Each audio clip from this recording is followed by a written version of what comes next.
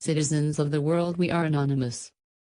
If it were true that conservatives were racist, sexist, homophobic, fascist, stupid, inflexible, angry, and self-righteous, shouldn't their arguments be easy to deconstruct? Someone who is making a point out of anger, ideology, inflexibility, or resentment would presumably construct a flimsy argument. So why can't the argument itself be dismembered rather than the speaker's personal style or hidden motives? Why the evasions? Liberalism isn't convinced with logic. It can't, because the policies liberals advocate don't work. So instead, liberals have to use emotion-based ploys and attack the motives of people they disagree with while attempting to keep conservative arguments from being heard at all.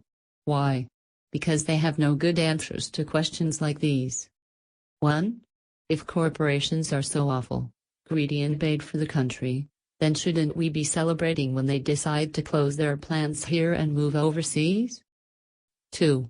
If Republicans don't care about the poor, why do studies consistently show that they give more to charity than Democrats do? 3. How can you oppose putting murderers to death and be fine with killing innocent children via abortion? 4.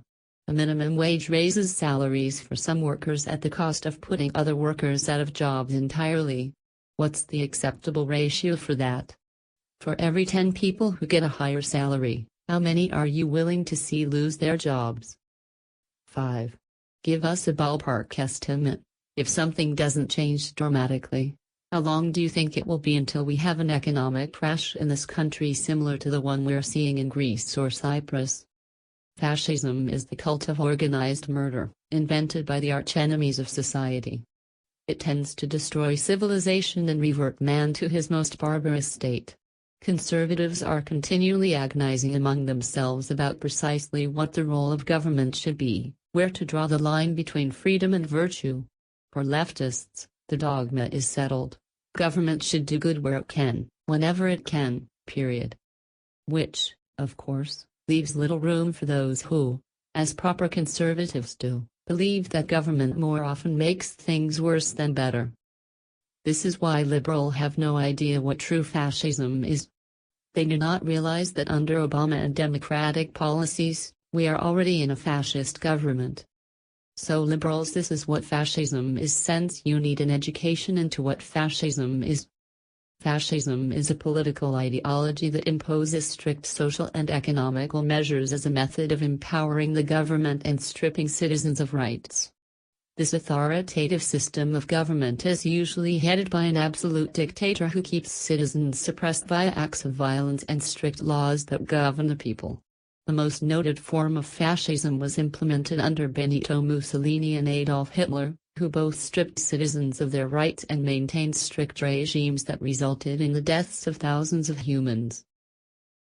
Just as the political spectrum shows the range of government power, we can also plot the various economic systems along another spectrum. These forms of government control in the market stand in sharp contrast with a completely free market. In the last century or so, there have been basically 4 forms of state-controlled economies, all on the far left of the economic spectrum: fascism, Nazism, socialism, and communism.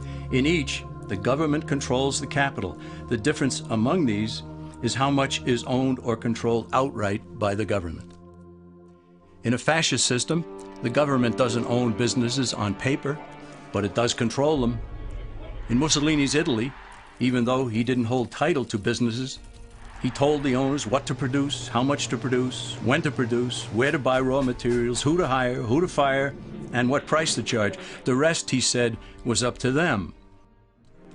The fascist system is more efficient than other state-controlled systems insofar as those living under it think they still own their businesses. Shopkeepers concern themselves with maintenance on the machinery, employee relations, painting the building, and so forth.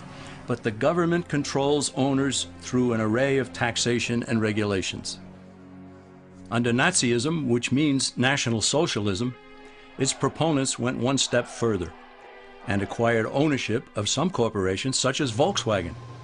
However, Hitler didn't seize ownership of other industrial giants, he simply controlled them, just as Mussolini had controlled businesses in Italy. Socialism is where government officials acquire possession of major industries such as transportation, communications, and utilities in order to leverage control over the entire economy. Through ownership of these vital segments of industry and by creating government regulatory agencies, socialists gain control over virtually everything else. Finally, there is communism, the granddaddy of all in the economic sense. In a way, communism is more honest than fascism because all of the capital is owned and controlled by the state. There are no pretenses about it. Now let's combine political and economic systems, because ultimately one never exists without the other. We see again that there are only two ultimate choices: a competitive free enterprise system in a republic, or a monopolistic state control system under an oligarchy. So the main question is, liberals, do you want to live under a system in which you are controlled by the government, or a system in which you control your own destiny? The Democrats want you to be controlled and told what to do by the government. The Republicans want you to be your own person and to not be controlled by the government. Republicans have tended to be individualists who idealized free enterprise and encouraged the brightest and most capable moving to the top. They prefer decentralized government with minimal restrictions so that individuals can flourish on their own skills and merits. They also tend to want everyone to be equal. They have the capacity to honor and support the creative individualists while also taking care of the basic needs of everyone in the collective. Less government is always better than more government. Less government equals more freedom. More government equals more slavery. We are anonymous. We do not forgive. We do not forget. Expect us.